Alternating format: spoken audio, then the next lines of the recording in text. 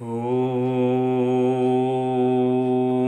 वक्रतुण्ड महाकाय कोटिसूर्यसमप्रभ निर्विघ्नं कुरु मे देव सर्वकार्येषु सर्वदा।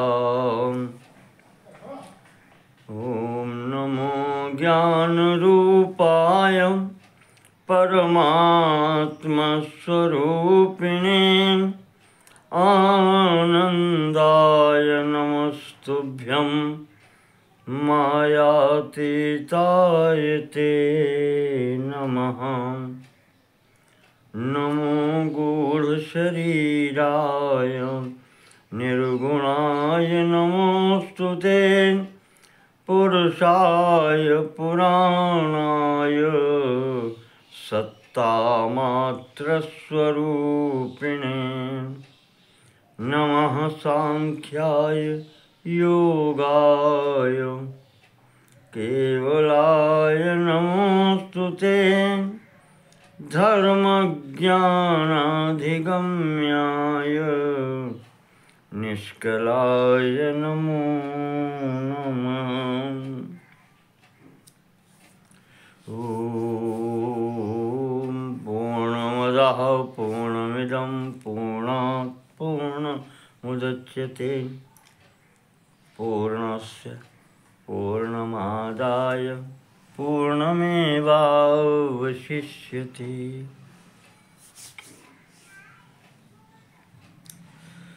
श्री कूर्म पुराण के पिछले भाग में हमने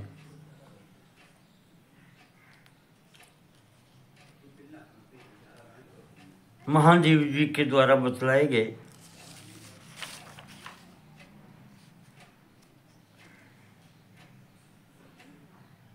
शिव तत्व की चर्चा की थी।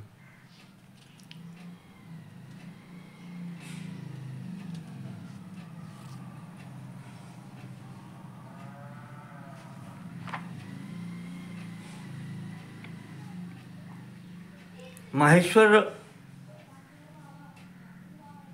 तत्व की चर्चा की।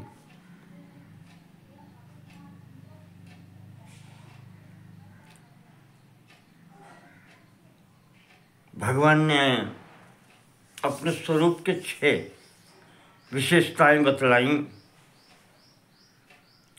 सर्वज्ञता, तृप्तिरनादिबोधः, स्वतंत्रता, नित्यमलुप्त शक्ति, अनंत शक्तिश्च विभोर्विदित्वा सदाहुरंगानि महेश्वरस्य।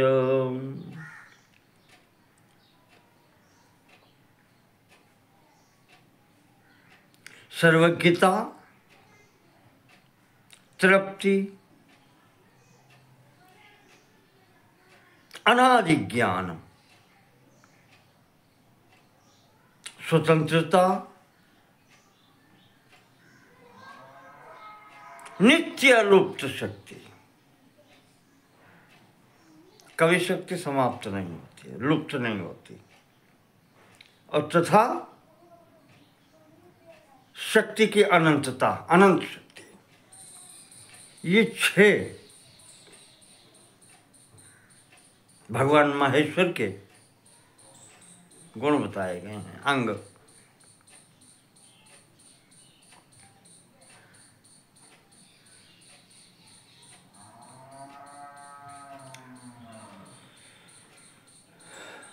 और कहा गया कि एवं ही यो वेद गुहाशयम परम प्रभुम पुराणम पुरुषम विश्वरूपम हिरणमयम बुद्धिमतां पराम गतिम सबुद्धिमान बुद्धिमती तिष्ठति।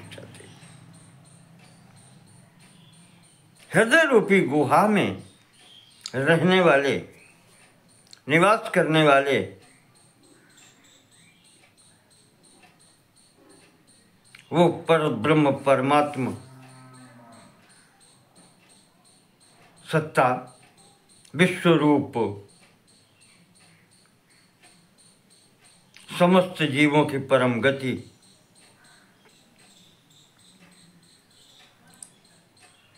उन प्रभु को जो इस प्रकार से जान लेता है, कहते हैं वो बुद्धिमान पुरुष इस संसार सागर से पार पा जाता है। बुद्धिमती तिष्ठति।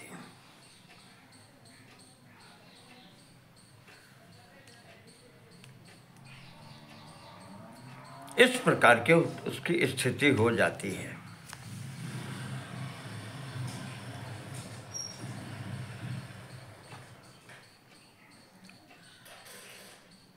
इस पर ऋषिगण पूछते हैं, वही जो सनक सनंदन सनातन सनत कुमार वशिष्ठ भृगु अंगिरा इत्यादि सब मुख्य लोग बैठे थे। उन्होंने भगवान से पूछा,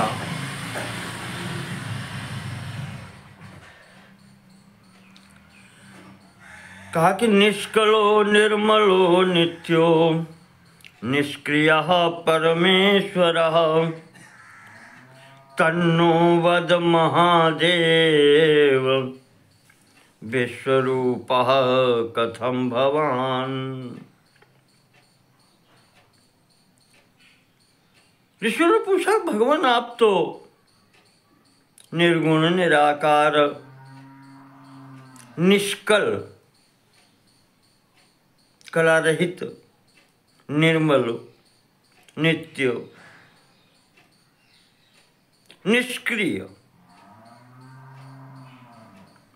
ऐसे हैं, ऐसे होते हुए भी विश्वरूपा कथम भगवान, आप विश्व रूप से कैसे हो सकते हैं, कैसे हैं?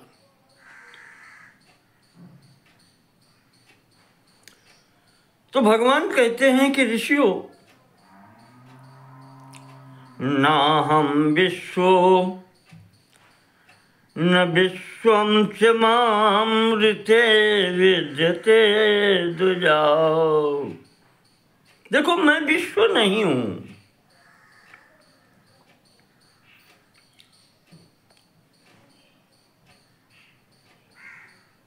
ना हम विश्व, मैं विश्व नहीं हूं,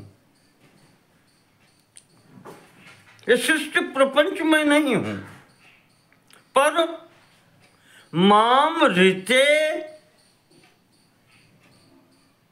विश्वम न च, मेरे बिना इस विश्व की कल्पना भी नहीं हो सकती।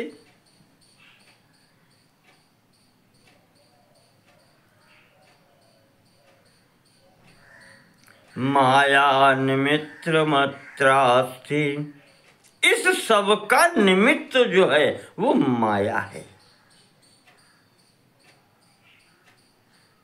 साचात्मानमपाश्रिता, और वो माया भी मेरे आश्रित है।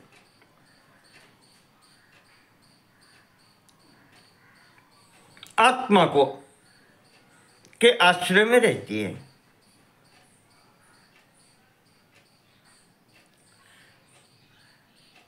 जैसा मैं वैसी मेरी माया।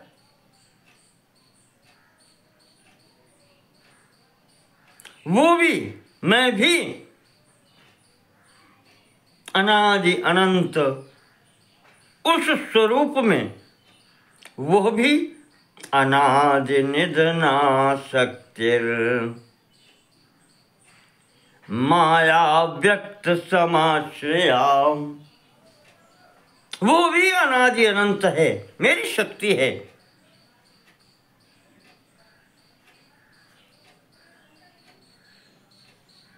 अव्यक्त समाश्रया, मुझे अव्यक्त के आश्रित होकर के रहती है। परमात्मा के आश्रित है और उसी के तन्निमित्तः प्रपंचोऽयम् अव्यक्तादभवत् खलु, उसी के कारण से, उसी के से ये समस्त सृष्टि प्रपंच उत्पन्न हुआ है। इसलिए अव्यक्तम कारणम प्राहुर, क्योंकि मेरी वो शक्ति है जो माया है, वो मेरी शक्ति है और उससे ये उत्पन्न हुआ है।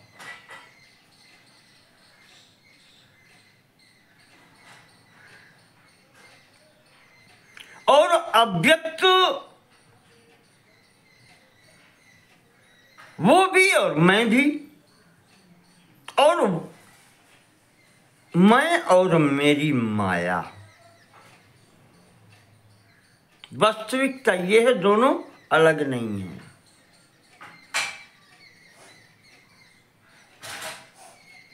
या शक्ति परमात्मा सौ यो सौ सा परमामता, जो शक्ति है वही परमात्मा है और जो परमात्मा है वही शक्ति है। इन दोनों में कोई भी अंतर नहीं है, सूक्ष्म मात्र भी अंतर नहीं है।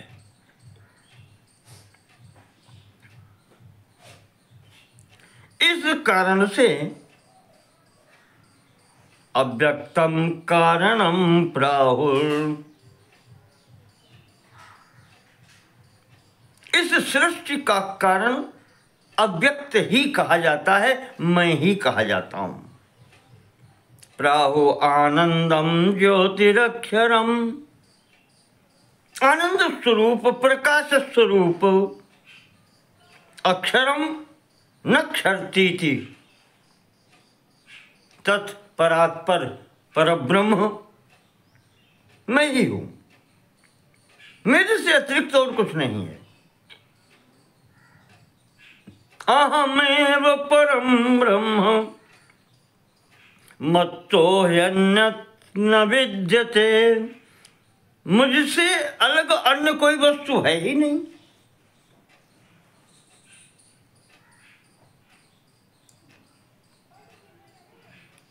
अहमेव परम ब्रह्म, मैं ही परमात्मा परब्रह्म हूं, मैं ही अव्यक्त हूं, मुझसे अतिरिक्त और कुछ जब है नहीं, तस्मान में विश्वरूपत्वम निश्चितम ब्रह्मवादिभी, इसी कारण ब्रह्मवेत्ता ज्ञानियों ने, ब्रह्म ज्ञानियों ने मुझे ही इस विश्व प्रपंच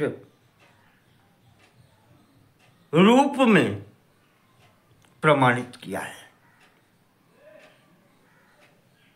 मुझे ही विश्व रूप कहा है, जब मेरे अतिरिक्त कुछ और है नहीं। और मेरी शक्ति जो है वो भी मैं ही हूं, दोनों एक ही हैं, तो ये मेरा स्वरूप ही कहा जाता है। वस्तुतः ये सब मायाकृत है। एकत्वे च पृथक्त्वे च प्रोक्त में तन्निदर्शनम,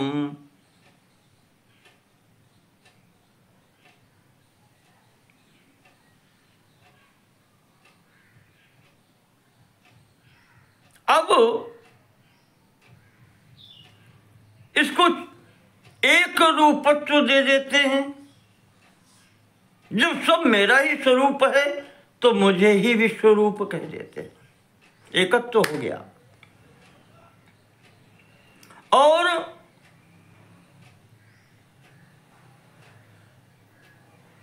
पृथक्त्वे च, इसको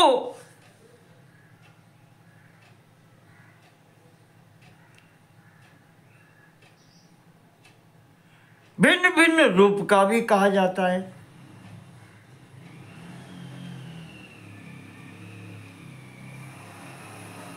महापुरुष उसी को, जैसे उपनिषद कह देती है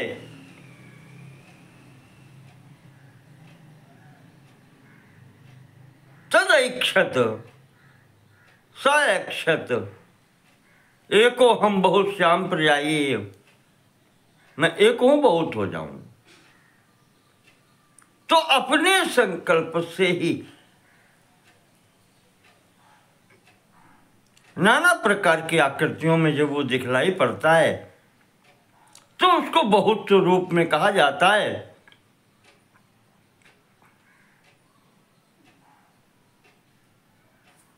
सांख्य दर्शन में पुरुष बहुत्वम सिद्धम, पुरुष बहुत्व की कल्पना की जाती है। जीवों की स्थिति देखते हुए उनमें भिन्नता, आकृति की भिन्नता, नाम रूपाकृति, इनकी भिन्नता के अनुसार बहुत्व की कल्पना की जाती है। और आत्म स्वरूपता, चैतन्य स्वरूप की एकता के कारण एकत्व की कल्पना भी होती है। दोनों प्रकार से वर्णन होता है।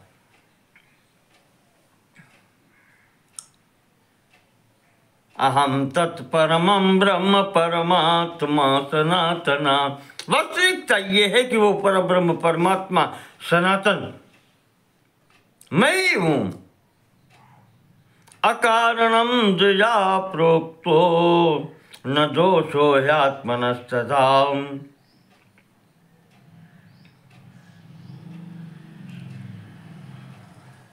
अकारणम, बिना कारण से,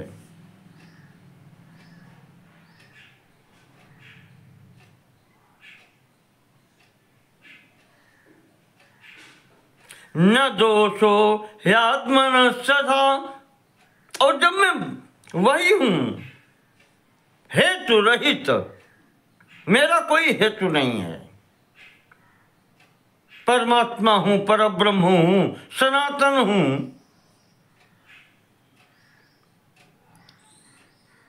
तो मेरे में कोई दोष भी नहीं है, निर्दोष हूं। अनंतता शक्तयो अव्यक्ते मायाद्या संस्थिता ध्रुवा। मुझ अव्यक्त में ही माया आद्य संस्थिता ध्रुवा। माया और जाने कितनी ही शक्तियां मुझ में ही निवास करती हैं, मुझ में ही प्रतिष्ठित है। तस्मिन् दिवे स्थितम नित्यम अव्यक्तम भाति केवलम।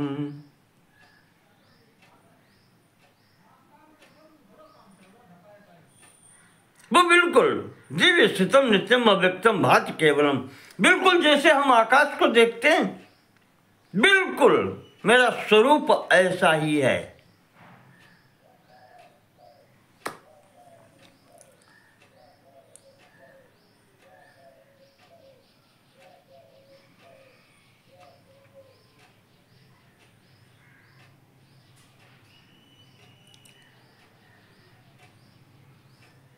और ऐसे ही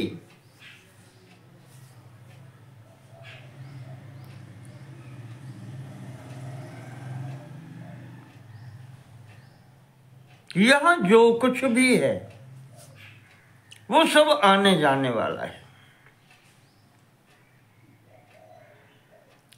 इस शक्तियों का वर्णन किया गया है कि मेरी ऐसी शक्ति है जिसके कारण ये सब होता है। ऐसी ही कितनी शक्तियां हैं। ऐश्वर्य विभूति की वाली शक्ति है, आती है प्रभाषित होती है, झलक अपने दिखलाती है,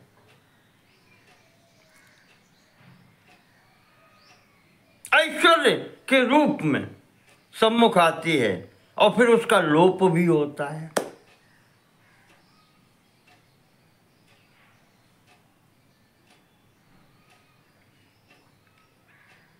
और देखो यहीं पर जिसको कहते हैं कि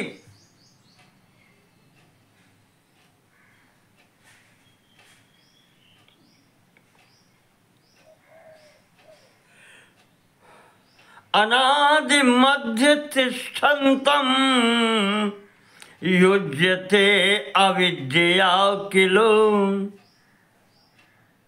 मेरा स्वरूप भी अनादि अनंत है और इस शक्ति का भी अनादि अनंत है, मेरी शक्ति है। और इसमें भी साथ होते हुए भी अविद्या का प्रभाव होता है।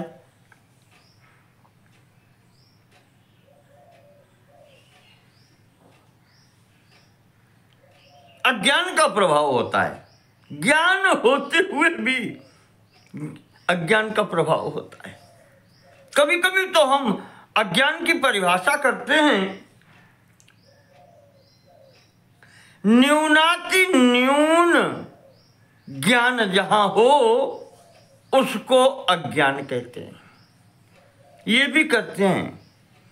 तो अज्ञान भी उस ज्ञान का एक अंग है।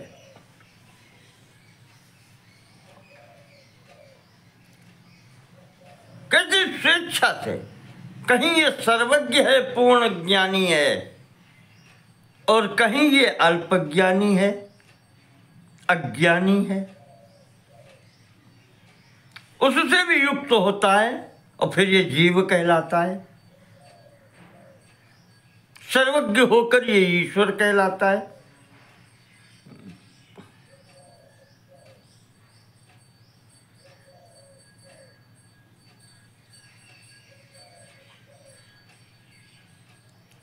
तो यदेतत् परमं व्यक्तं प्रभामण्डलमण्डितं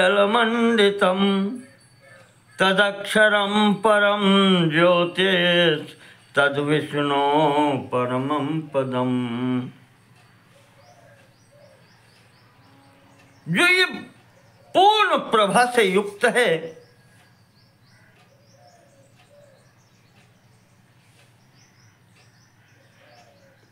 परमं व्यक्तम प्रभामंडल मंडितम, ऐसी प्रभा फिर जिससे बढ़कर के कुछ हो नहीं सकता। परम प्रकाश, सबकर परम प्रकाशक जोई, सब प्रकाशों को प्रकाशित करने वाला ऐसा प्रभामंडल जो परम ज्योति है। तद विष्णु परमम पदम, कहते हैं वो भगवान विष्णु का परम पद है, वो मेरा परम पद है।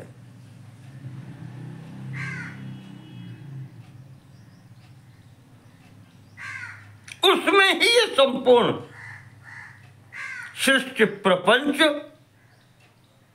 प्रतिष्ठित है।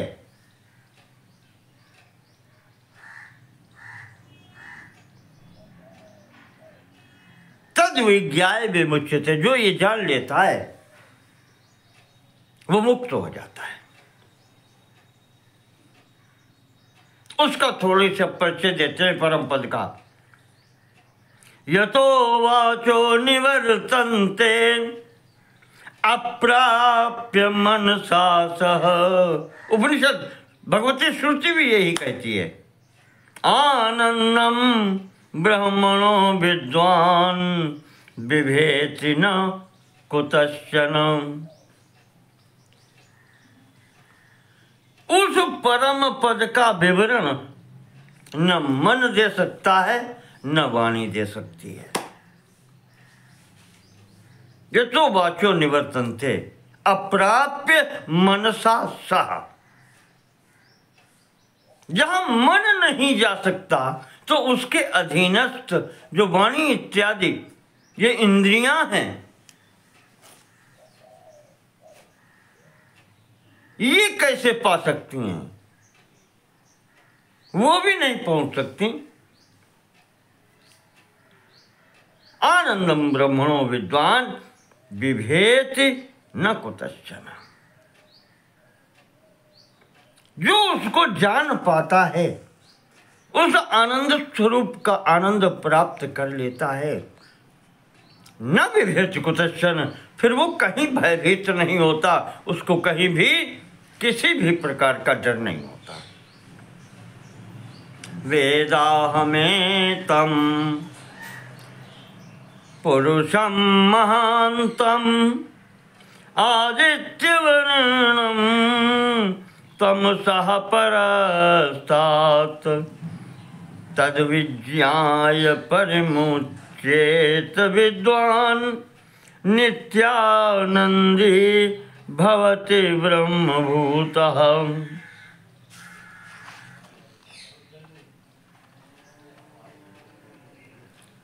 जो ये अनुभव कर लेता है, वेद अहम एतम, मैंने इसको जान लिया है, आदित्यवर्ण पुरुषम महानतम, उस महान पुरुष को मैंने जान लिया है जो इस प्रकार से अनुभव कर लेता है। आदित्य वर्णम तमसा परस्तात्, जो समस्त तम से, अज्ञान से जो परे है, ज्ञान स्वरूप है, आदित्य स्वरूप है, ज्योति स्वरूप है, ज्ञान स्वरूप है,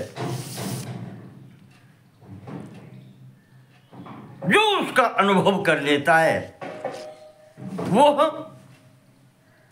मुक्त हो जाता है।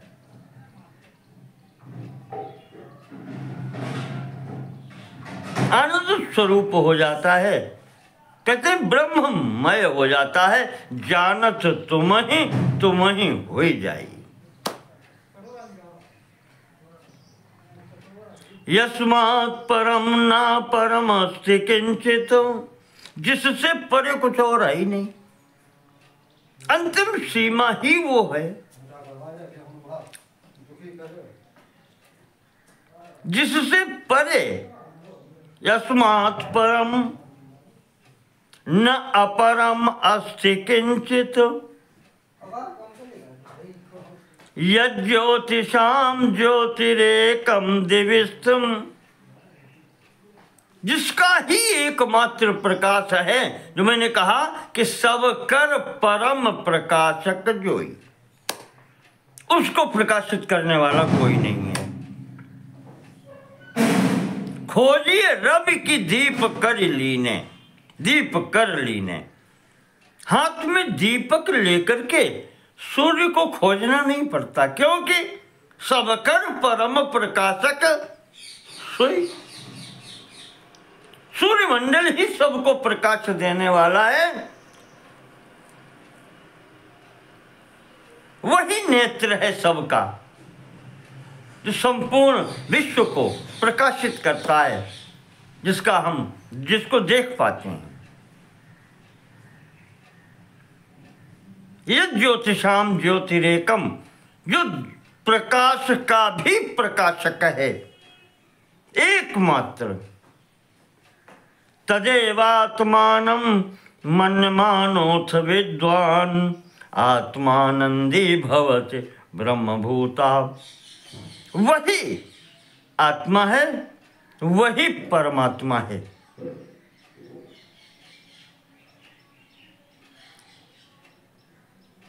ये जो जान लेता है आनंद स्वरूप हो जाता है। आत्मानंदी भवति ब्रह्मभूता भवति, यही तो है। मैंने कहा था ना, ब्रह्मानंद वल्ली में जो तैत्तिरीय उपनिषद में आया था,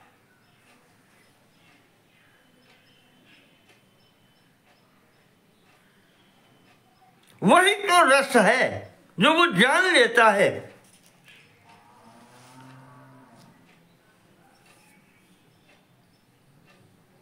तदव्ययम कलिलम गूढ़देहम ब्रह्मानंदम अमृतम विश्वधाम।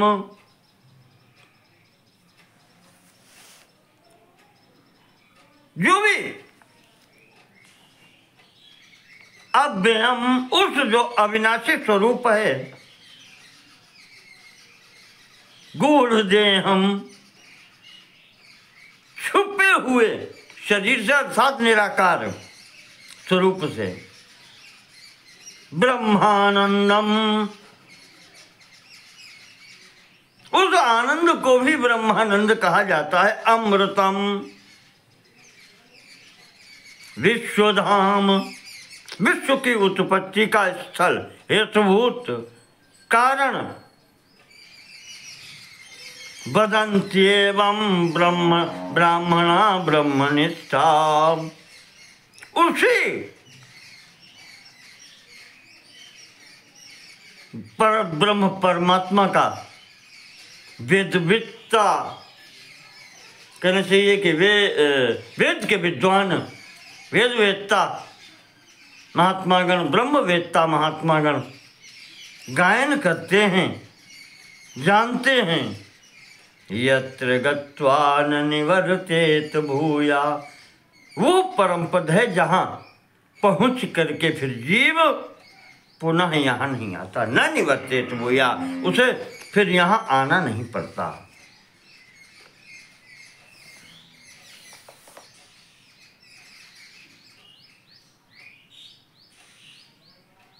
वही तो रसो वही साहा, वो जो परमात्मा तत्व है वही तो रस कहा गया है। तैत्तिरीय उपनिषद जिसको कहती है, रसम ह्येवायं लब्ध्वा आनंदी भवति। इसी रस को प्राप्त करके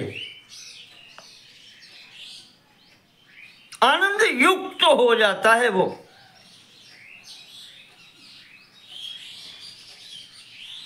और अगर ऐसा न होता को हेवान्यात् कः प्राण्यात् यदेष आकाश आनंदो न स्यात्। अगर ये इस प्रकार की उस आनंद की अनुभूति न होती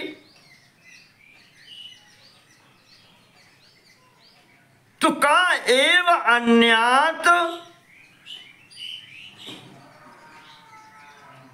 कः प्राण्यात्।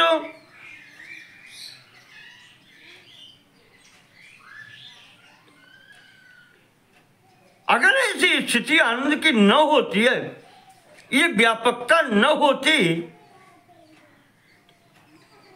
तो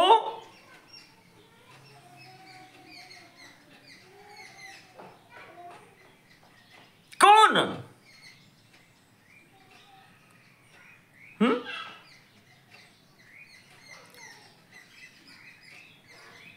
उपनिषद कहती है कि फिर जीवित रख कौन सकता था और किस लिए जीवित रहता। कह प्राण्यात,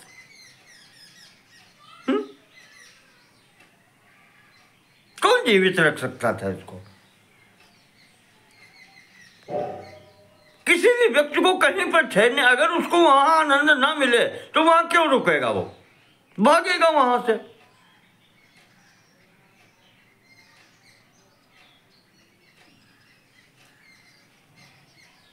तो इसका तात्पर्य ये है, भगवती श्रुति उसी में कहती है, एष ह्येवानंदयात्।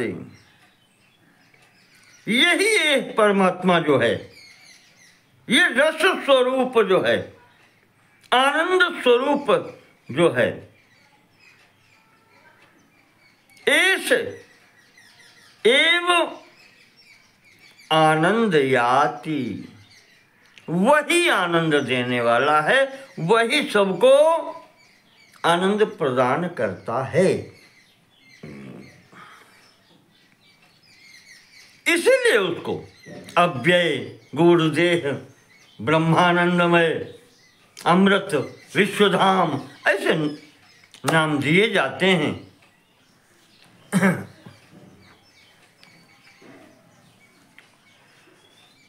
तो महादेव जी कहते हैं कि एको देवः, वही एकमात्र सत्ता है। देवः जो सबकर परम प्रकाशक जो है, वही देव। एको देवः सर्वभूतेषु गूढ़ा, वही संपूर्ण प्राणियों में गूढ़ भाव से, छिपे हुए भाव से रहता है। सर्वव्यापी सर्वभूतांतरात्मा, वो सर्वव्यापी है, सभी प्राणियों के अंदर आत्म स्वरूप से रहता है। तमेवैकम ये नु पश्यन्ति धीरा। उस एक स्वरूप को जो सर्वत्र देखता है वही धीर है। तेषाम शांति शाश्वती नेतरेषाम। ऐसा जो व्यक्तित्व है जो सर्वत्र उसी एक आत्म स्वरूप को देखता है, कहते हैं शांति उसी को मिलती है। नेतरेषाम, उससे भिन्न व्यक्ति को शांति नहीं प्राप्त होती। जो विभिन्नता हर स्थान पर देखता है उसको शांति नहीं मिलती। जैसे ईशावास्य उपनिषद में अंतिम संबंधता है श्लोक है, मंत्र है, जो ये कहता है तत्र कह मोह कह शोक एकत्वम अनुपश्यतः। जो एक रूप सबको देखता है फिर उसको न तो कोई मोह होता है न शोक होता है। वही कहा है सर्वानन शिरो ग्रीवः सर्वभूत गुहाशयः सर्वव्यापी च भगवान न तस्माद् अन्यदिश्यते। सब स्थान पर वही है, सब सिर उसी के हैं। सर्वानन शिरो ग्रीवः, समस्त मुख शीर्ष सिर और ग्रीवा सर्वभूत गुहाशयः, और संपूर्ण प्राणियों के हृदय में निवास करना।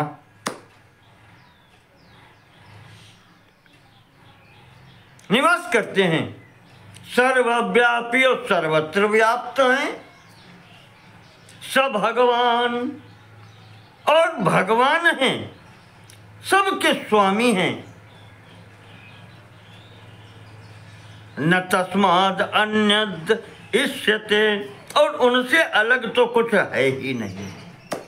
इत्येतदैश्वरं ज्ञानम उक्तम भो मुनिपुंगवा। ये ईश्वर, वो जो परमात्मा सत्ता है, उससे संबंधित ज्ञान की बात इतनी ही है। गोपनीयम विशेषेण योगिनाम अपि दुर्लभम। ये इतनी सी बात योगिनाम अपि दुर्लभम, योगियों को भी दुर्लभ होती है। बहुत कठिनाई से ये अनुभूति होती है। कहने का तात्पर्य ये है, इसलिए ये गोपनीय है, ये रहस्य है। अलिंगमेकम अव्यक्तम लिंगम ब्रह्मेति निश्चितम। ये अलिंगम लिंग रहित है, लिंग पहचान रहित।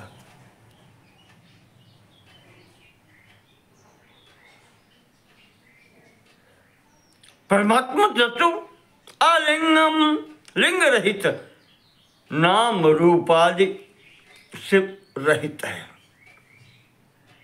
इसको निर्गुण निराकार कहते हैं। एकम, एक ही परमात्मा सत्ता है।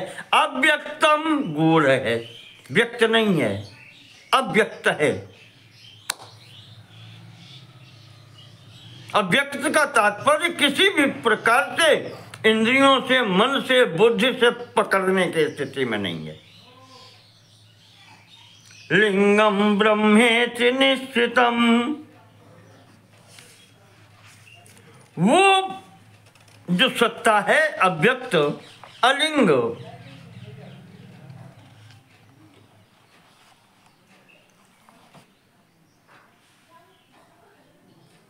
उसी को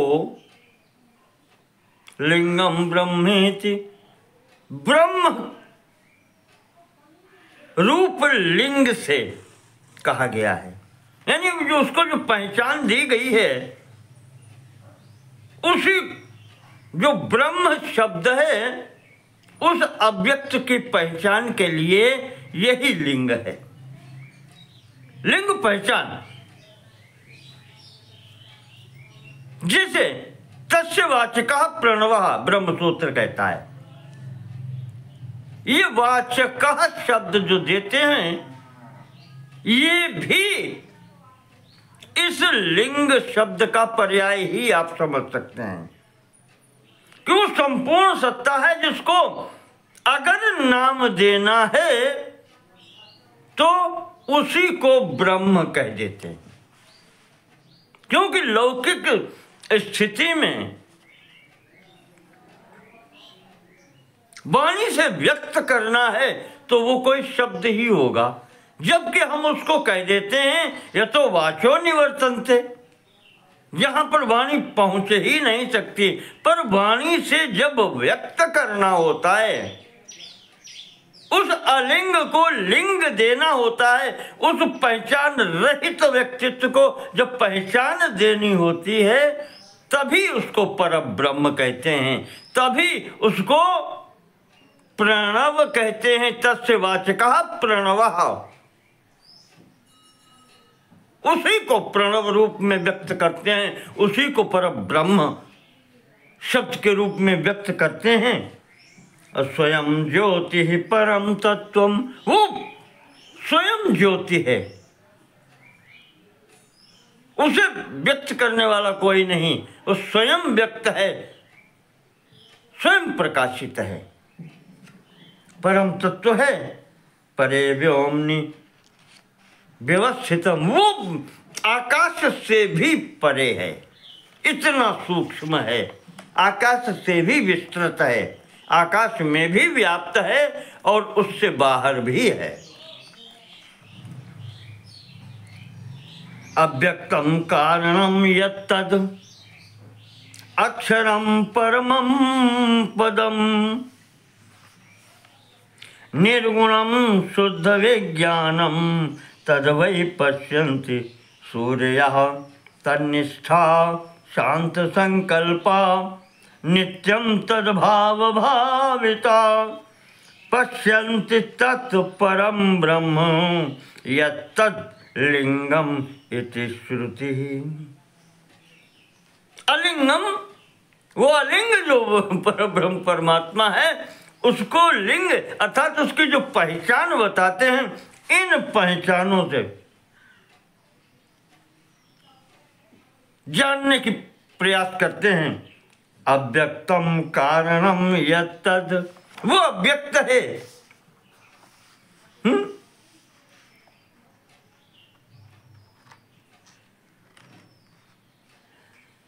कारणम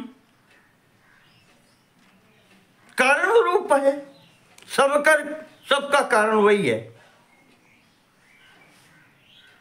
यद, जो सबका कारण है, अव्यक्त है, तद अक्षरम परमम पदम, वो कभी क्षीण न होने वाला अक्षरम, वो परम पद है, उसी का साक्षात्कार किया जाता है। निर्गुणम शुद्ध विज्ञानम तद्वै पश्यन्ति सूर्या, सूर्यः कवयः मुमुक्षवः, उसी परम पद की इच्छा करते हैं, उसी का साक्षात्कार करते हैं।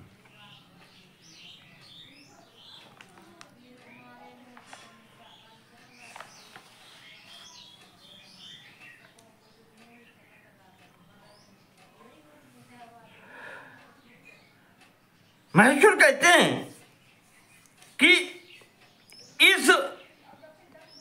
ये पहचान है उस परम पद की जहां जाकर के चित्त को शांति मिल जाए, परमानंद की अनुभूति हो कि उससे अधिक सुख अन्य स्थान पर कहीं है ही नहीं। ये पहचान है, लिंग है, अलिंग का लिंग, पहचान रहित की पहचान कराने वाला ये उपाय है। तस्य वाचकः प्रणवः।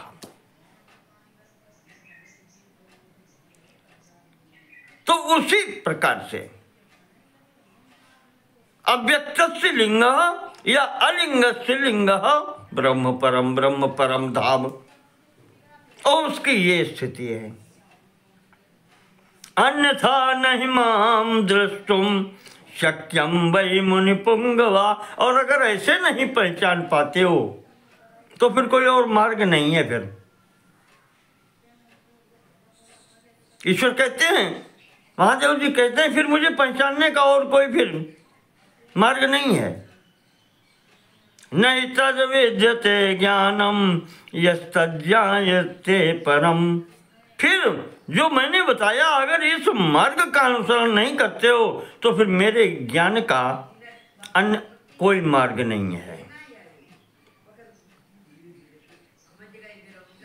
यही परम ज्ञान है।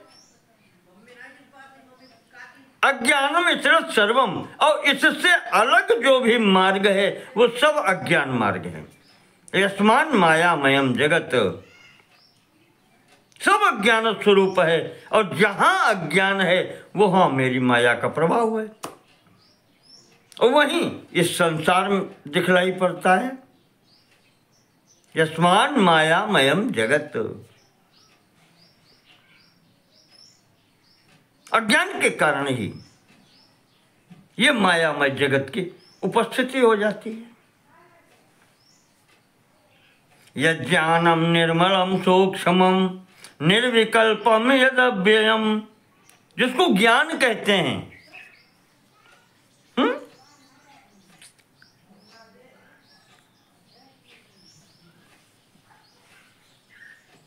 या यूं कहें कि यज्ञानम निर्मलम सूक्ष्मम निर्विकल्पम यदव्ययम। जो ज्ञान निर्मल है, सूक्ष्म से सूक्ष्म है। अज्ञान को पंथ कराल महातरवार की धार पे धावनो है। कठोपनिषद में भी कहा गया है, निशिता दुरत्या।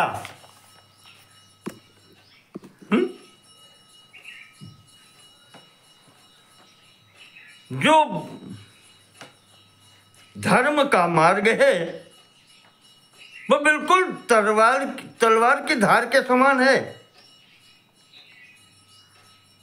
उस पर चलना बिल्कुल तलवार की धार पर चलने के समान है।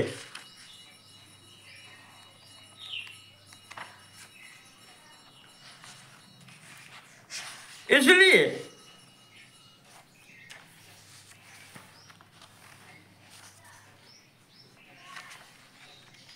बहुत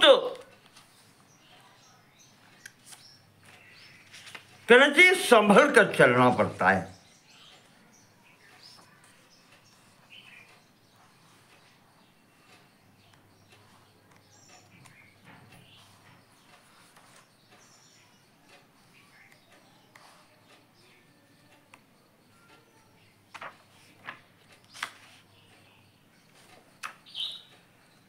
तो महाराज कह रहे हैं कि इससे अतिरिक्त और कोई उपाय है नहीं।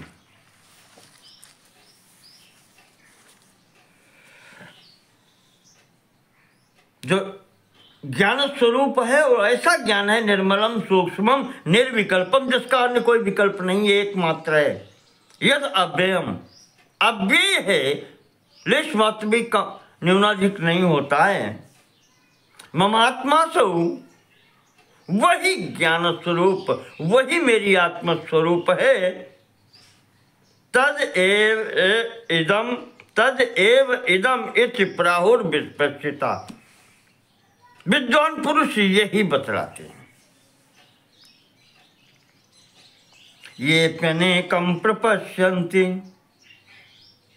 जो अनमर का आश्रय लेकर के अनेकम प्रपश्यन्ति, एक स्वरूप न देख करके अलग अलग स्वरूप देखते हैं। ते पिपश्यन्ति तत्परम, वो भी उस परम तत्व को एक ही देखते हैं।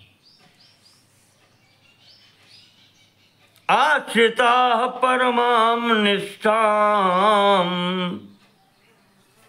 बुद्धेकम तत्वमव्ययम। अनेक कैसे देखते हैं? जैसे भक्ति मार्ग है,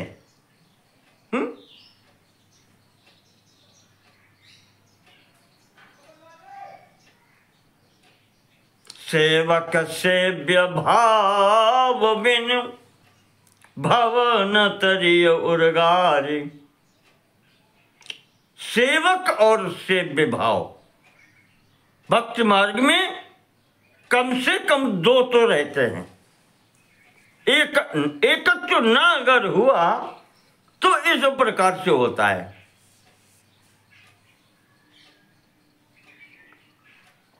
सो अनन्य जाके अस मति न टरे हनुमंत। मैं सेवक सचराचर रूप स्वामी भगवंत। ये भाव हो जाए, द्वैत भाव हो तो फिर ये हो। तो ये अपि अनेकम प्रपश्यन्ति तेपि पश्यन्ति तत्परम। वो भी उस परम स्वरूप को प्राप्त कर लेते हैं, देख लेते हैं। आश्रिता परमाम निष्ठाम, बस निष्ठा होनी चाहिए। ये पुनः परमं तत्वम् एकं वानेकमीश्वरम् भक्त्या मां संप्रपश्यन्ति विज्ञेयाश्चेतदात्मका। जो इस प्रकार भक्त के द्वारा भी ईश्वर को स्वामी रूप में प्राप्त कर लेते हैं,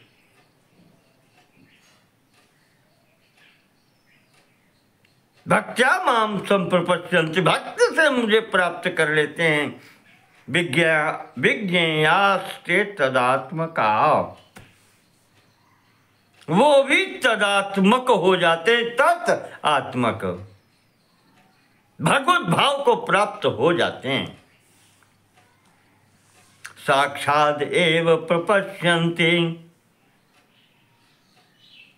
स्वात्मानं परमेश्वरं नित्यानंदं निर्विकल्पं सत्य रूपमिति स्थिति। जो भी साधक योगी जन अपनी आत्मा में ही उस स्वात्मानं, अपनी आत्मा में ही उस नित्य आनंद स्वरूप निर्विकल्प सत्य स्वरूप परमेश्वरम साक्षात एवं प्रपश्यन्ति, अपने आत्म स्वरूप में ही उस परम सत्ता का साक्षात भाव कर लेते हैं। भजन्ते परमानंदम सर्वगम यत्तदात्मकम। और इस भाव से उस संपूर्ण सर्वव्यापी सर्वात्मा, उस परब्रह्म सत्ता को जो परम अनंत स्वरूप है, स्वात्मनि अवस्थिता शांता, अपनी आत्मा में भी वही स्थित है। और परे अव्यक्ते परस्तु, जो अव्यक्त से भी परे है, प्रकृति से भी परे है, उस साक्षात परम ब्रह्म को अपने हृदय में स्थिति जान करके भजन्ते परमानंदम, उस परमानंद स्वरूप परमात्म तत्व का वो भजन करते हैं। ऐसा विमुक्ति परमा मम सायुज्य मुक्तमम। यही जो भाव है, ये सायुज्य मुक्ति का भाव होता है, जहां एकाकारता हो जाती है। स्वात्मनि परमात्मनि, स्वात्मनि परमानिष्ठाम तत्वमेकम संप्रपश्यन्ति, अपने आत्मा में ही उस एक अद्वितीय तत्व का दर्शन कर लेते हैं। यही परम मुक्ति है, इसी को सायुज्य कहते हैं। निर्वाणम ब्रह्मणा चैक्यम कैवल्यम कवयो विदु, यही निर्वाण कहा जाता है, मोक्ष कहा जाता है, कैवल्य कहा जाता है, ऐक्य भाव कहा जाता है, इसी को कहते हैं।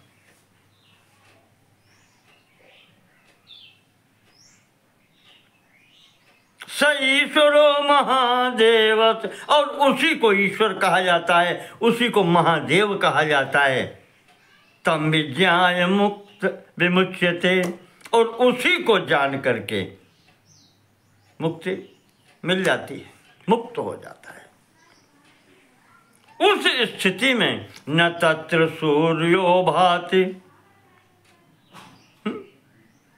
ये उपनिषद है, जो वही उपनिषद जो कहती है, न तत्र सूर्य प्रविभाति चंद्रो न नक्षत्राणि तपनो नोत विद्युत, जहां पर न सूर्य की गति है, न चंद्रमा की गति है, न नक्षत्रों की गति है, न विद्युत की कोई गति है।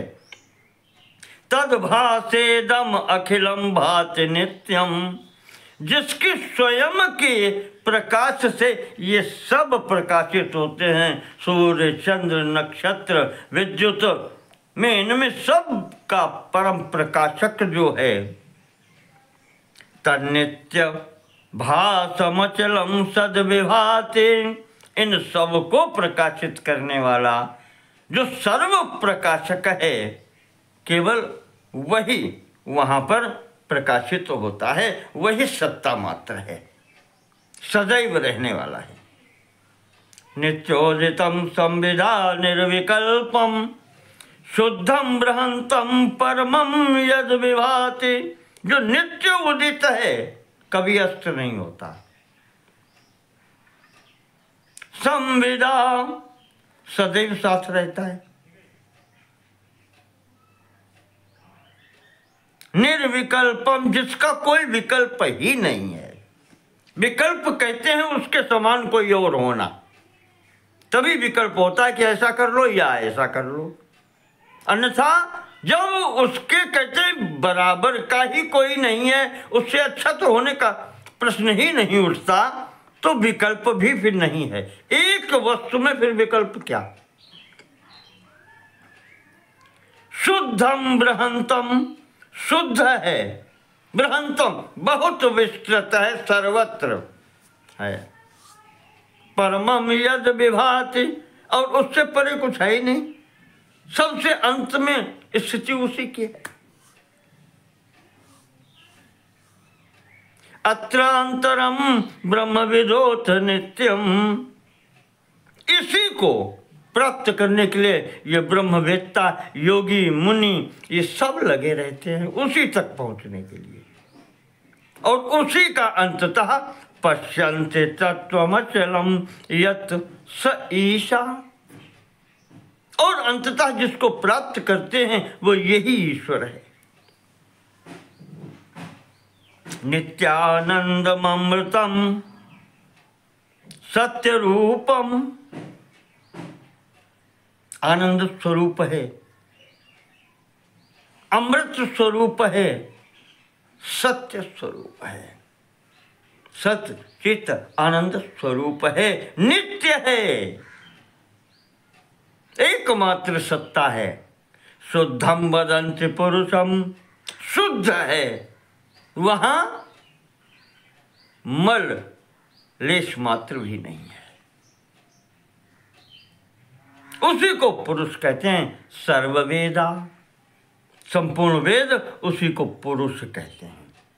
तमोमित प्रणवेने सितारम, उसी को ओम तस्य वाचकः प्रणवः, प्रणव अक्षर से उसी को कहा जाता है। ईशितारम,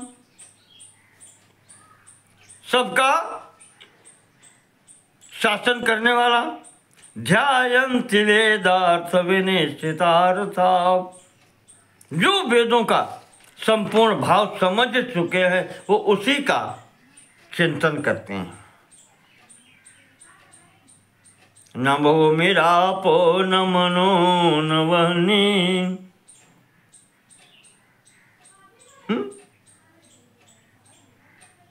प्राणो नीलो गगनम नोत बुद्धि। जहाँ तो न तो पृथ्वी है, न जल है, न मन है, न अग्नि है, न प्राण है,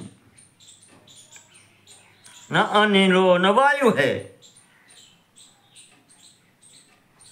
गगनम नो तो बुद्धि, न आकाश है न बुद्धि है, न चेतनोन्यत परमाकाश मध्य।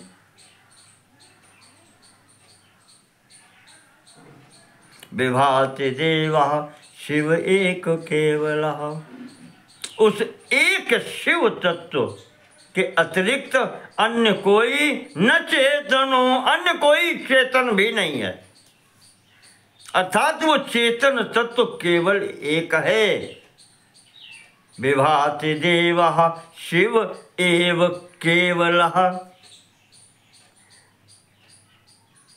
एकमेवाद्वितीयकम्, एकमात्र अद्वितीय तत्व, केवल तत्व वो एक है। उसके अतिरिक्त पृथ्वी जल तेज वायु आकाश मन बुद्धि और द्वितीय चेतन तत्व भी नहीं है, कुछ नहीं है।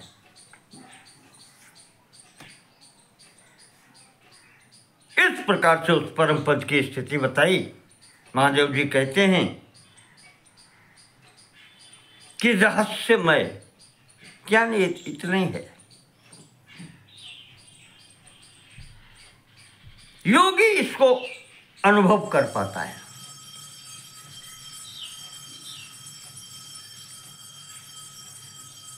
महादेव जी कहते हैं कि ऋषियों, अब ये मैंने सब बताया परम पद की, चलो एक मार्ग का और बताते हैं। योग मार्ग से इसको प्राप्त कैसे किया जाता है, एक मार्ग को का भी आपको दिग्दर्शन कराते हैं। अतः परम प्रवक्ष्यामि, परम पद की स्थिति बताई तो मार्ग भी एक, कम से कम एक मार्ग तो बतला दें। महादेव जी कहते हैं योगम परम दुर्लभम, इस परम पद से योग कराने वाला एक मार्ग बताते हैं, जिसके द्वारा येन आत्मानं प्रपश्यन्ति भानुमन्तं इवेश्वरम्।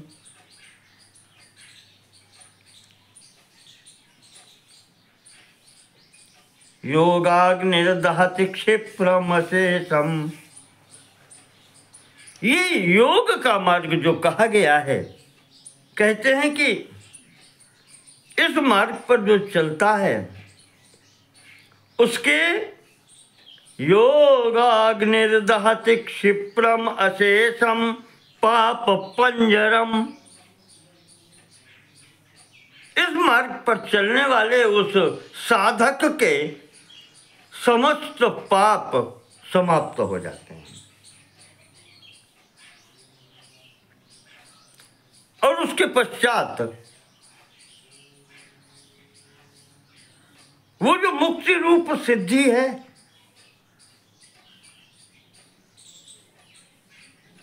वो प्राप्त हो ही जाती है।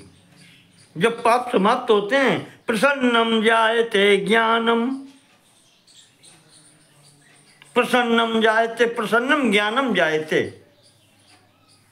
चित्त की प्रसन्नता, ज्ञान या चित्त को प्रसन्न करने वाला ज्ञान प्राप्त हो जाता है। साक्षात निर्वाण सिद्धिदम, जो साक्षात निर्वाण मुक्ति देने वाला होता है। योगात् संजायते ज्ञानम, योग से ज्ञान होता है। ज्ञानाद् योगः प्रवर्तते, और ज्ञान से योग मार्ग प्रशस्त होता है। दोनों एक दूसरे के पूरक हैं। योग ज्ञानाभियुक्त प्रसीदति महेश्वरः। जो योगी भी होता है और ज्ञानी भी होता है, परमात्मा उससे ही प्रसन्न होता है।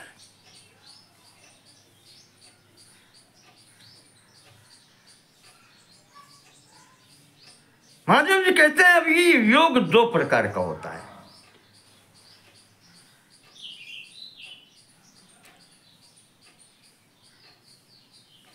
एक है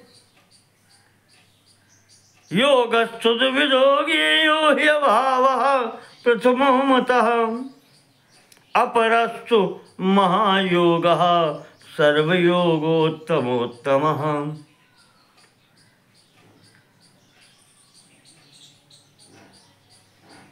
एक को कहलाता है अभाव योग,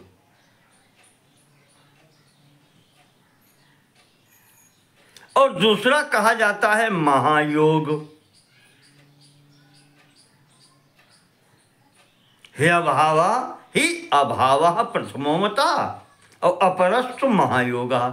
दो प्रकार के योग बताए हैं महादेव जी ने, एक अभाव योग और एक महायोग। शून्यम सर्वनिराभासम स्वरूपम यत्र चिंत्यते। जिसके अंतिम स्थिति में शून्यम सर्वनिराभासम, अंतिम स्थिति तक पहुंचते हुए निर्गुण निराकार स्वरूप का जहां चिंतन होता है, जहां नाम रूप गुण कुछ भी नहीं होता, नाम रूप गुण से रहित जो परब्रह्म स्वरूप है, निर्गुण निराकार निष्कल, उसका जहाँ पर चिंतन होता है वो अभाव योग कहलाता है। इसको दर्शन शास्त्र की भाषा में निर्विकल्पक समाधि कहते हैं। यही निर्विकल्पक समाधि है। और दूसरा जो कहा गया है, यत्र पश्यति चात्मानम, अंततः स्वात्मानुभूति करता है, अपनी आत्मा को पहचानता है। नित्यानंदम निरंजनम, जो आनंद स्वरूप है, निरंजनम निर्मल है, दोष रहित है। मयैक्यम स महायोगो, और मुझसे एक स्वरूप, एक स्वरूपता की अनुभूति करता है। सायुज्य मुक्ति जिसको पीछे कह चुके हैं, एकाकार हो जाता है मुझसे, ये महायोग कहा जाता है।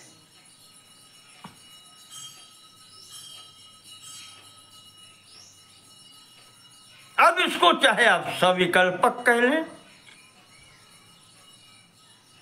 आत्मा परमात्मा की अनुभूति और फिर एकाकारता की अनुभूति, और वो है जो अभाव रूप, वो निर्विकल्पक समाधि है, जहां पहुंच करके शून्यता की अनुभूति होती है, सूक्ष्मता की, सर्वव्यापकता की अनुभूति होती है। वो अभाव रूपम योग है। और ये सायुज्यता की, एकाकारता की, तदात्मकता की ये अनुभूति जो है, ये महायोग कहा जाता है।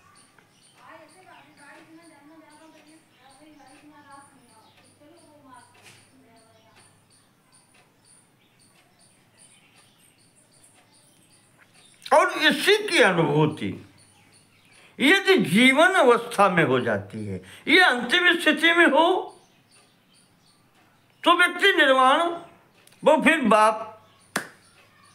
वापस आना नहीं होता। और देह रहते हुए अगर इस स्थिति की अनुभूति हो जाए, ये चान्ये योगिनाम योगा श्रूयन्ते ग्रन्थविस्तरे सर्वे ते ब्रह्मयोगस्य कलां नार्हन्ति षोडशीम्। अन्य जिन योगों का वर्णन किया गया है अन्य ग्रंथों में,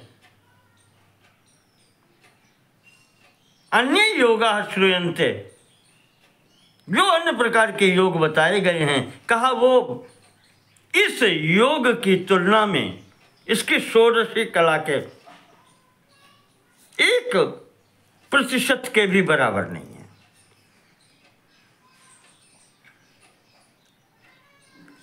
यत्र साक्षात् प्रपश्यन्ति विमुक्ता विश्वमीश्वरम, जो समस्त विश्व को आत्म स्वरूप में, ईश्वर स्वरूप में जो देखते हैं, साक्षात प्रपश्यन्ति विश्वम ईश्वरम, साक्षात ईश्वर स्वरूप में समस्त विश्व को देखते हैं। सर्वेषामेव योगानां स योगः परमो मतः, बस वही सर्वश्रेष्ठ योग है जो सर्वत्र अपने को देखते हैं, सर्वत्र उस परमात्मा सत्ता को देखते हैं।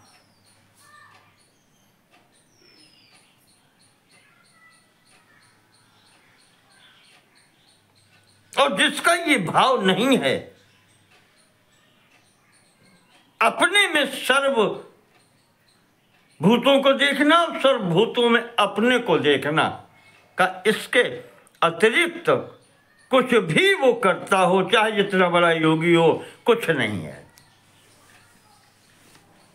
जो इस अद्वितीयता का अनुभव नहीं करते, महादेव जी कहते हैं हम उसे ईश्वर ही नहीं मानते।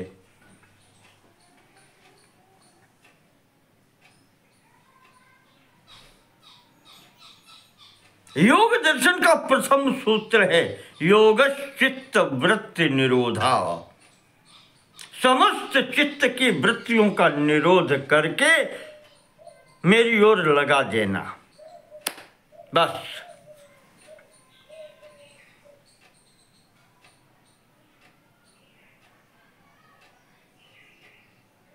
मयि एक चित्तता योगो वृत्त्यंतर निरोधता, महादेव जी कह रहे हैं। वृत्ति अंतर निरोधता, समस्त वृत्तियों को समाप्त करके या एकत्र करके मैं एक चित्तता, मेरे में ही एक चित्त हो जाना योगा, यही योग है। और इसके लिए जो मार्ग लिया जाता है तत्साधनान्यश्च धातु, वो अष्टांग मार्ग कहा जाता है। युष्माकं कथितानि तु, जो मैं आपको बता रहा हूं कि प्राणायामस्तथा ध्यानम प्रत्याहारोथ धारणा समाधिश्च मुनि श्रेष्ठा यमो नियम आसनात्। प्राणायाम, ध्यान, प्रत्याहार, धारणा, समाधि, यम, नियम और आसन, इसका क्रम ये तो संस्कृत पद के अनुसार है। क्रम आपको जो अष्टांग योग में दिया है वो इस प्रकार से है। सर्वप्रथम यम, द्वितीय स्थिति में नियम, तृतीय में प्राणायाम, नहीं, यम, नियम, आसन, फिर प्राणायाम, प्रत्याहार, फिर धारणा, ध्यान और समाधि, ये क्रम है। इस क्रम से व्यक्ति चलता है। उसी का संक्षेप में यहाँ वर्णन कर रहे हैं महादेव जी। यम क्या है? अहिंसा सत्यमस्तेयम ब्रह्मचर्या परिग्रह, 5 ये बताए गए हैं। यम अहिंसा, सत्य, अस्तेय यानी चोरी न करना, ब्रह्मचर्य और अपरिग्रह यानी कोई संग्रह न करना। ये 5 महाव्रत कहे गए हैं, ये सार्वभौम महाव्रत कहे गए हैं। प्रत्येक मनुष्य को इनका तो पालन करना आवश्यक ही है। हम तो ये कहेंगे जिनके पास ये 5 नहीं है वो मनुष्य कहलाने का अधिकारी ही नहीं। सार्वभौम महाव्रत कहे गए हैं ये, इनका तो पालन होना ही चाहिए। इसके पश्चात आते हैं नियम। नियम का तात्पर्य होता है किसी विशेष मार्ग पर चलने के लिए जो साधन किए जाते हैं, जो सावधानियां ली जाती हैं, उनका पालन, नियम का पालन किया जाता है, वो कहलाते हैं नियम। किसी प्रत्येक विशिष्ट मार्ग के लिए अलग अलग होते हैं ये। यहां परमात्मा से मिलन का प्रसंग है तो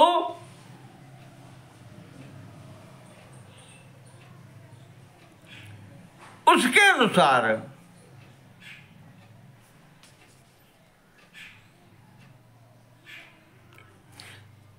नियम का जो होता है कि तपः स्वाध्याय संतोषा शौचम ईश्वर पूजनम। तपस्या, स्वाध्याय, संतोष, शौचम पवित्रता और ईश्वर पूजनम ईश्वर के प्रति समर्पण, ये नियम है, इनको धारण करना होता है। तपस्या क्या है? जैसे कुछ चीजें बताई हैं, उपवास पराकादे कृच्छ चांद्रायादिवे, भूख प्यास पर नियंत्रण प्राप्त करना तपस्या है। या अपने कष्टों पर न ध्यान देकर के दूसरे की सेवा करना, ये भी तपस्या है।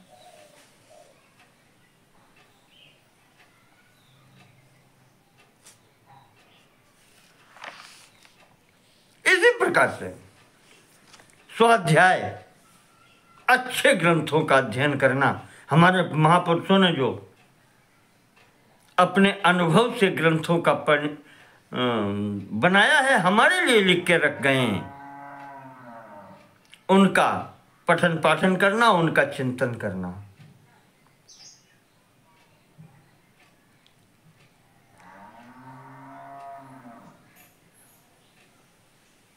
इसी में स्वाध्याय में ही मंत्र इत्यादि का जप भी आ जाता है। अध्ययन, वेदाध्ययन, मंत्र जप भी इसी में महापुरुष लेते हैं।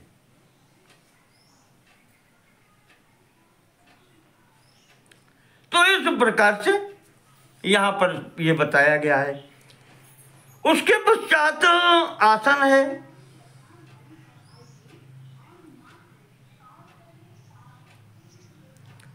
आसन कहते हैं कि स्थिर सुखम आसनम, योग दर्शन में जो कहा गया है, जिस पर आप स्थिरता से देर तक बैठ सकें, आपको कोई तक न हो, दुख न हो। स्थिर सुखम आसनम, जो स्थिर हो और सुख देने वाला अर्थात कष्ट देने वाला भी न हो।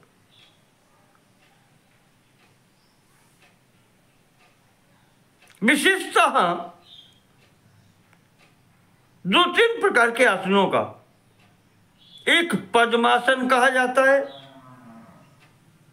उसका बैठा जा सकता है। अर्धासन, जैसे हम लोग आसानी से बैठ लेते हैं, यह अर्धासन होता है। पद्मासन और एक होता है स्वास्तिकासन। ये 3 आसन अधिक सुविधा वाले होते हैं। कहते हैं इनसे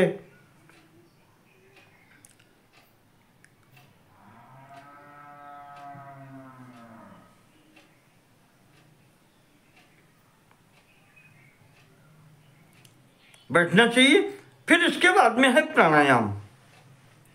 प्राणायाम में मैंने कई बार बताया है, प्राणायाम में जो ये प्राणवायु चल रही है इसका नियमन किया जाता है, इसको नियंत्रित किया जाता है। महापुरुषों ने बतलाया है कि ये जो प्राणवायु है ये अंदर की स्थिति बता देती है।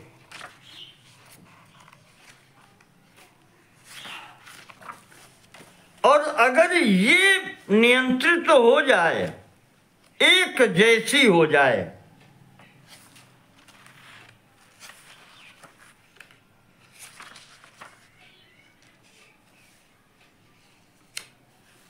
या वश में हो जाए, तो कहते हैं संपूर्ण संसार में जान लो संसार वश में हो गया।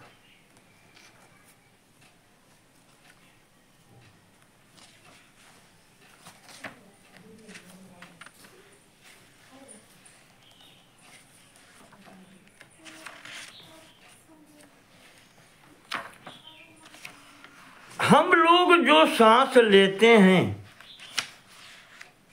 उसके विषय में बताया गया है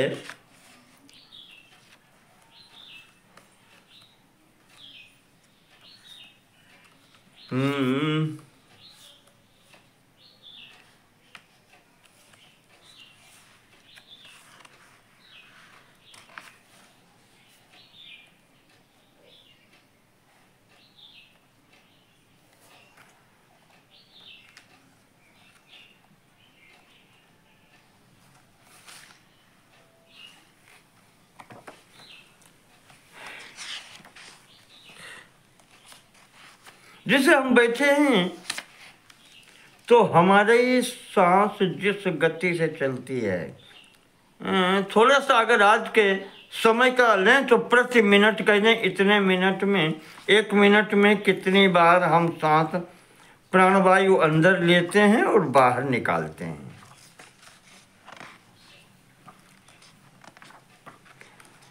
ये निश्चित है। और इसके पश्चात जैसे जब हम सो रहे होते हैं तो उस समय जो हमारा सांस लेने का क्रम होता है, श्वास प्रश्वास होता है, वो बढ़ जाता है। शरीर जो सो रहा है तो उस समय श्वास गति बढ़ जाती है। ऐसे ही जब व्यक्ति इस शरीर से काम अधिक लेता है, जैसे भाग रहा है या परिश्रम कर रहा है, तो श्वास तेज चलने लगती है। उससे अधिक कहा गया है कि जो रति संसर्ग के समय, उसके उपरांत सबसे अधिक श्वास गति हो जाती है।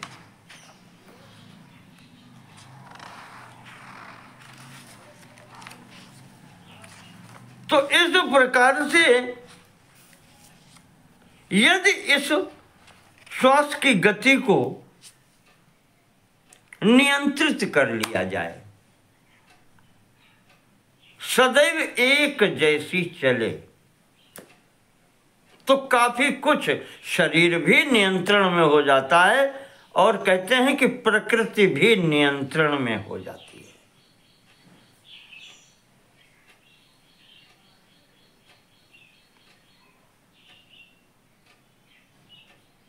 प्रति मिनट, हाँ याद आया, नॉर्मल जो व्यक्ति है, हम आप जैसे हैं, बैठे हैं, इस प्रकार से श्वास 12 बार कम से कम आती जाती है प्रति मिनट। श्वास की गति 12 बार होती है स्वस्थ व्यक्ति की। थोड़ा सा जब श्रम करते हैं, कोई कार्य मेहनत वाला, परिश्रम वाला, तो 18-20 तक, 25 तक ये गति जाती है भाग दौड़ करने में। 12 से प्रति मिनट से अधिक होकर के 15 से लेकर के 20 तक, 25 तक ऐसे जाती है।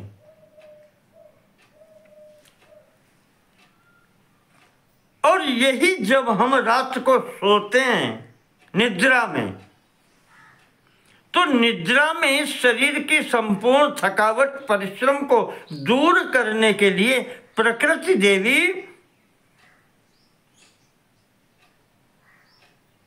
इसको गति और तीव्र करके ये 35-36 तक जाती है प्रति मिनट श्वास की गति। जबकि अभी डॉक्टरों द्वारा या आजकल के उनके द्वारा भी समर्थित है, जो मैंने कहा था रति प्रसंग,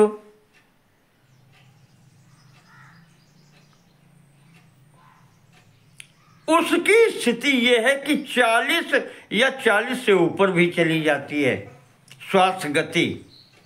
एक बात और बता दें आपको, कोई व्यक्ति अपराध करके आया हो, अपराधी की श्वास गति भी तीव्र होती है, ऐसे ही पहचान में आ जाता है। कोई व्यक्ति अपराधी हो और अपराध स्थल से अलग हट कर के भी पकड़ा जाए, तब भी उसकी श्वास गति साधारणतया जितनी होनी चाहिए उससे अधिक ही होती है। ये भी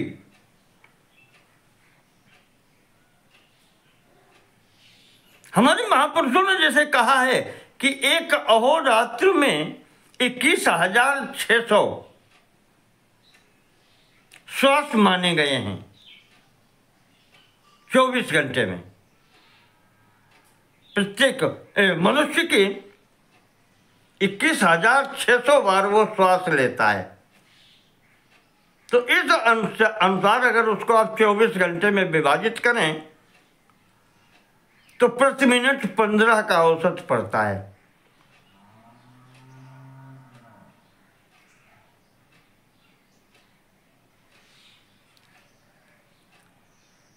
तो यहां पर कहने का तात्पर्य यह है कि 12 से 15 की जो स्थिति है प्रति मिनट श्वास की, इसको स्थिर रखने का प्रयास होता है। और प्राणायाम में यही होता है। प्राणायाम में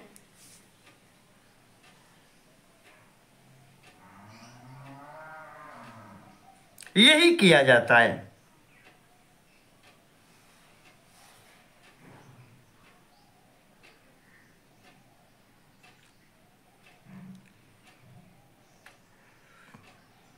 यहां कहा गया है, महादेव जी ने जो बतलाया है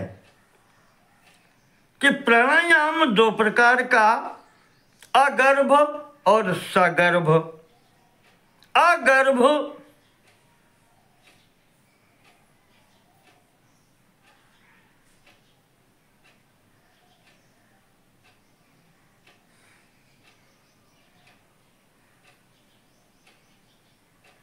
में कुछ भी चिंतन नहीं होता और सगर्भ में मंत्र का चिंतन होता है, मंत्र जब चलता है।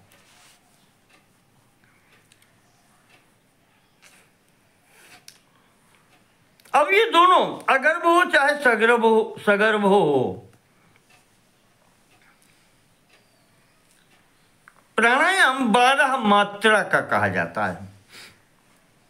अर्थात श्वास लेते समय 12 बार प्रणव अक्षर का जप हो या जो भी मंत्र आपका गुरु प्राप्त हो।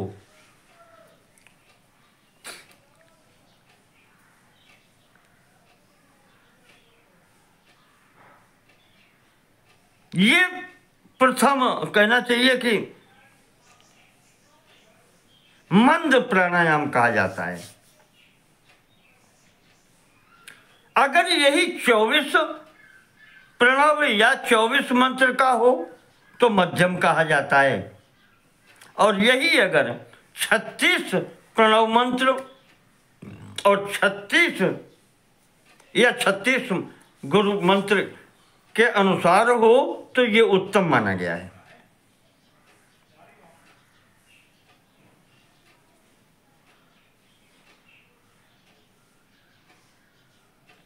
जप युक्त प्राणायाम सगर्भ कहलाता है और जप रहित प्राणायाम अगर्भ कहलाता है।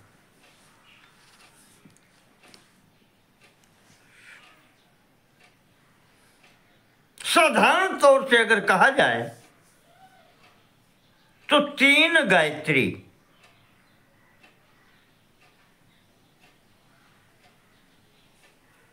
उनकी व्याहतियों के सहित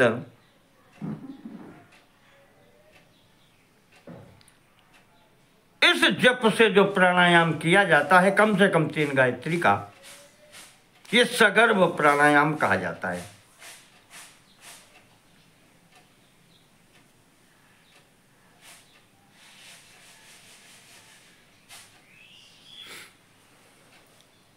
तो इस प्रकार से यहां पर बताया गया है।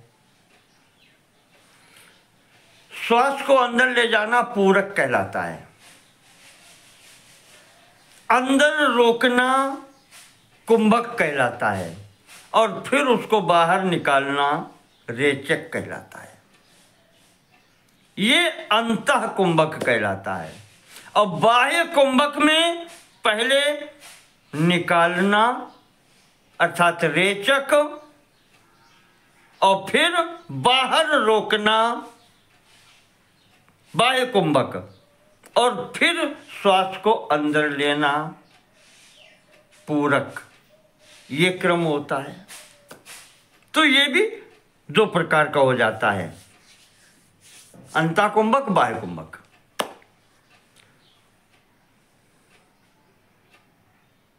और इसी मार्ग से चल के जब ये नियंत्रित हो जाता है तो धीरे धीरे मन की वृत्ति शांत होने लगती है। प्रत्याहार, बाहरी विषयों से इंद्रियां या मन अंदर की तरफ अंतर्मुख होने लगता है।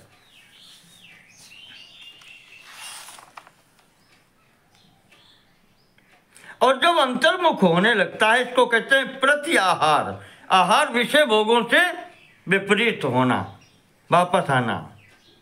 तब धीरे धीरे उसकी धारणा प्रबल होने लगती है, वो एकाग्र होने लगता है, और तब वो ध्यान अवस्था में पहुंचता है। ध्यान अवस्था एकाग्र अवस्था में, और जब उसमें केंद्रित, पूर्ण केंद्रित जब होता है तब समाधि सिद्ध होने लगती है। तो सब पहले सविकल्पक और अंत में निर्विकल्पक समाधि की ओर पहुंचता है। इस प्रकार से महाराज जी ने ये मार्ग बताया।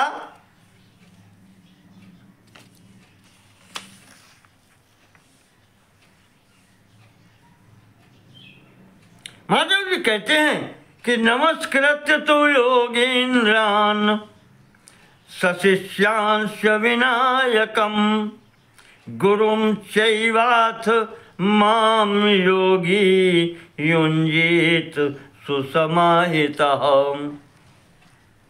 मुमुक्षु जो है, जो साधक है, वो इस स्थिति को प्राप्त करने के लिए जब आसन पर बैठे तो सर्वप्रथम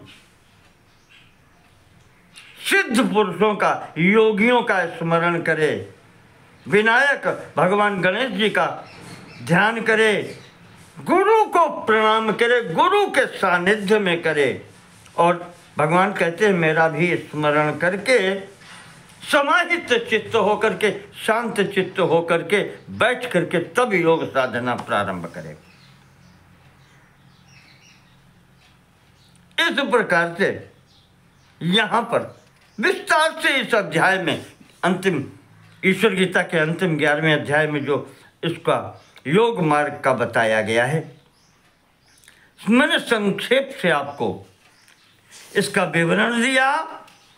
इस प्रकार से साधना प्रारंभ करें और समाधि अवस्था को प्राप्त करने का प्रयास करें। एवं नित्याभियुक्तानाम, इस प्रकार से जो नित्य प्रति मेरे प्रति युक्त होता है,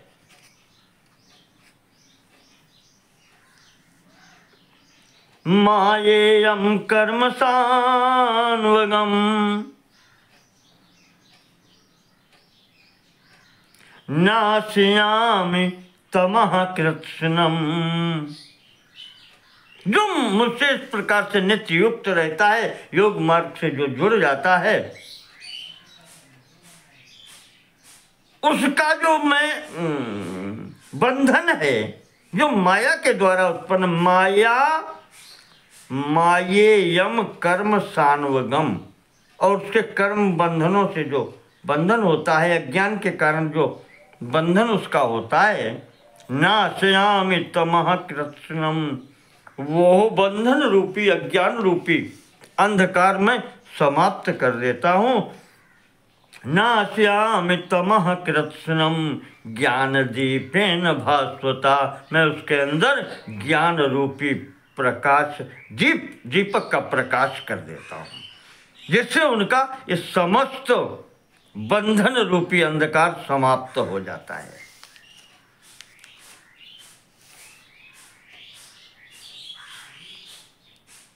तो इस प्रकार से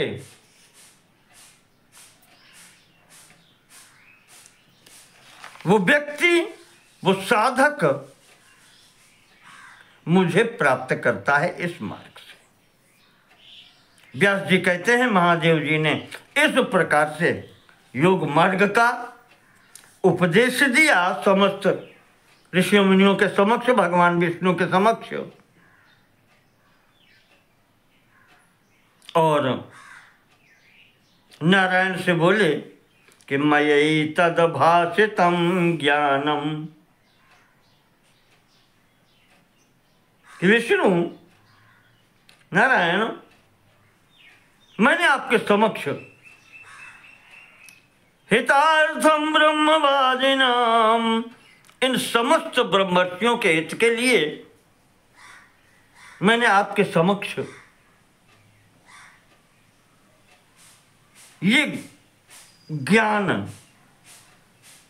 का उपदेश किया। दातव्यम शांत चित्तेभ्यो शिष्येभ्यो भवता शिवम, ये सबको नहीं दिया जाता। दातव्यम शांत चित्तेभ्या, जो प्रशांत चित्त हैं, जो उस मार्ग के अधिकारी हैं, उनको देना चाहिए। शिष्येभ्यो भवता शिवम, शिष्यों को देना चाहिए, या शिष्यों में से भी जो शांत चित्त है उनको दो, जो उसके अधिकारी हैं। सबको नहीं दिया जाता।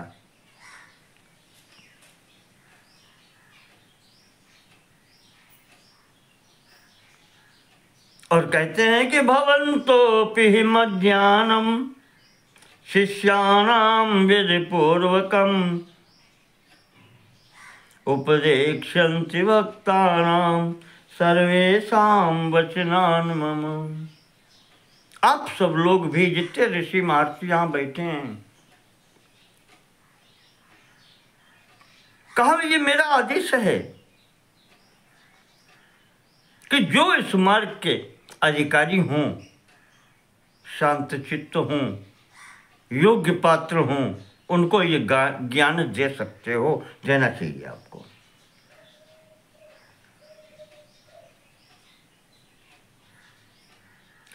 अयम नारायणो यो हम ईश्वरो नात्र संशयः।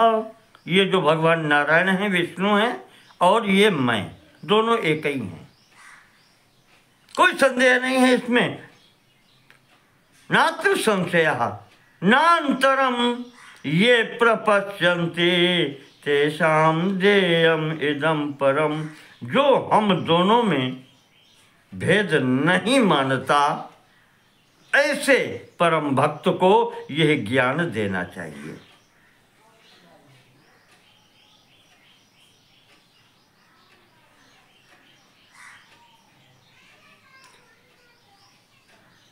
एके भावेन पश्यन्ति न तेषां पुनरुद्भवा। और जो हम दोनों को एक स्वरूप ही मानते हैं,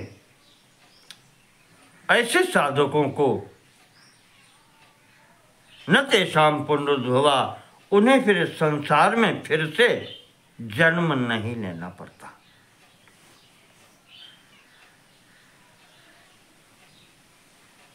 उनका पुनर्जन्म होता ही नहीं है। ऐसा कहकर के एव मुक्त्वा ऋषि एव मुक्त्वा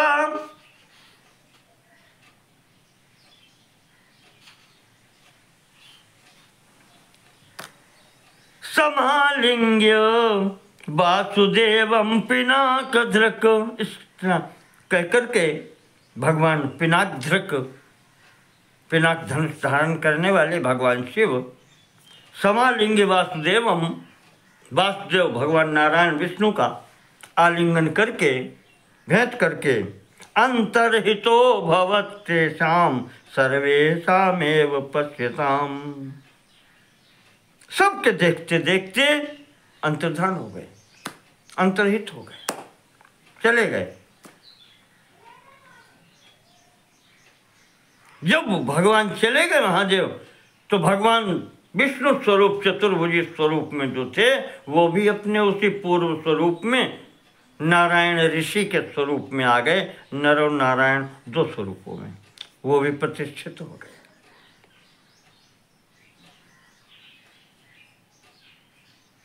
तो इस प्रकार से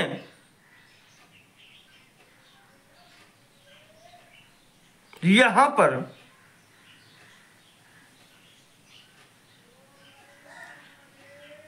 संपूर्ण ऋषियों ने ज्ञान प्राप्त किया।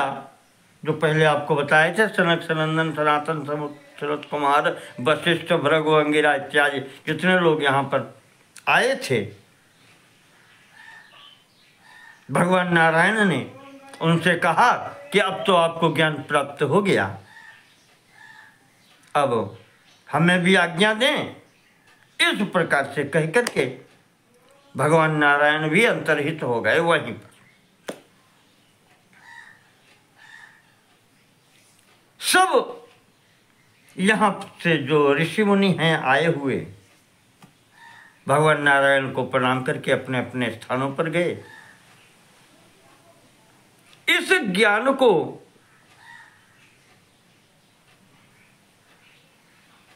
सर्वप्रथम जो मुख्य श्रोता यहाँ पर थे सनत कुमार जी, उन्होंने अंगिरा जी के पुत्र संवर्त जी को ये सर्वप्रथम शिव तत्व का उपदेश किया। उन्होंने सत्यव्रत को दिया, इधर महामुनि योगी सनंदन जी ने पुलह जी को दिया और पुलह जी ने गौतम जी को दिया। अंगिरा ने भरद्वाज जी को दिया और कपिल जी ने जैगी शब्द को दिया। पंच सिखों को दिया ज्ञान। ये कपिल महाराज वही सांख्य शास्त्र वाले हैं, इसी क्रम से ये सांख्य दर्शन आया है इधर से। व्यास जी कह रहे हैं कि वशिष्ठ जी के द्वारा जो प्राप्त हुआ था, मेरे पिता पराशर जी ने वो ज्ञान सनक जी से प्राप्त किया था। सनक, सनंदन, सनातन, सनत कुमार जो चार लोग हैं, कहते हैं मेरे पिताजी ने भी सनक जी से प्राप्त किया था।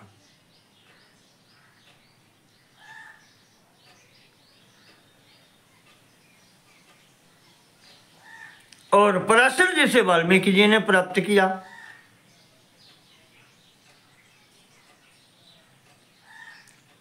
व्यास जी कहते हैं कि भगवान शिव जी ने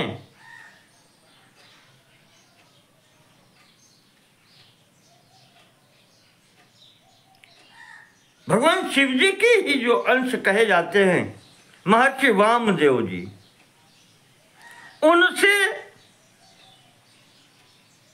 इस ज्ञान का उपदेश मुझे प्राप्त हुआ।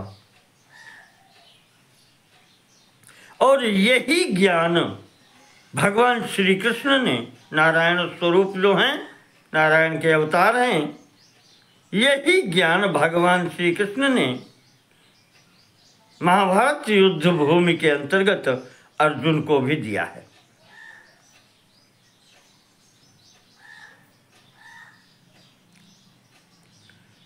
व्यास जी कहते हैं कि जब से मैंने ज्ञान पाया है तब से भगवान के चरणों में मेरी विशेष भक्ति हो गई। तो इसलिए अब आप सब लोग भी इसी मार्ग से भगवान की शरण ग्रहण करें।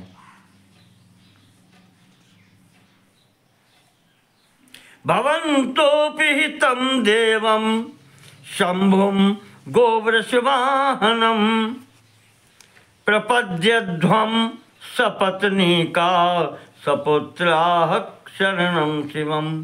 इसी मार्ग से आप सब लोग सपरिवार, सपत्नीका सपुत्रा भगवान सदाशिव की शरण में जाएं।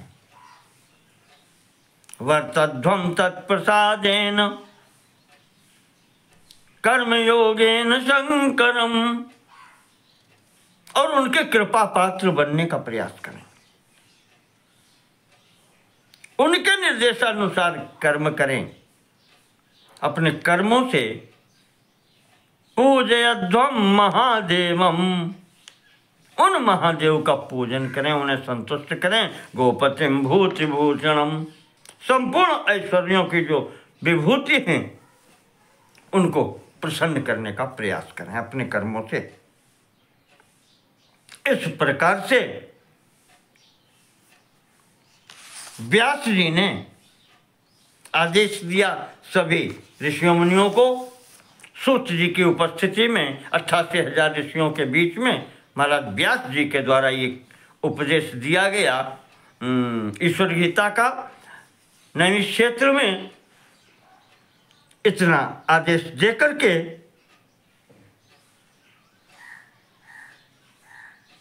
यहाँ से ज्ञानों को उद्यत हुए तो समस्त ऋषियों ने उनका पूजन किया। पूजन करके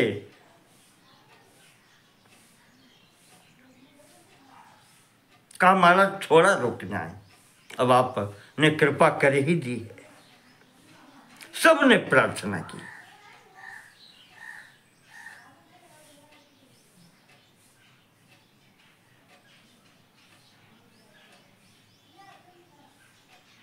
आप जो आपने कहा है कि अपने कर्मों से भगवान को प्रसन्न करें, कर्म योग की जो बात आपने चलाई है, वर्तध्वम तत्प्रसादेन कर्म योगेन शंकरम पूजयध्वम महादेवम। कर्म योग का जो नाम लिया है महाराज जी, उसकी भी विधि हमें आप बता करके जाएं। कथयस्व मुनि श्रेष्ठ कर्म योगम अनुत्तमम। जो उत्तम कर्म योग है उसका भी उपदेश आप दें, जिसके द्वारा भगवान को प्रसन्न किया जाता है। कैसे प्रसन्न? कर्म से कैसे प्रसन्न होते हैं।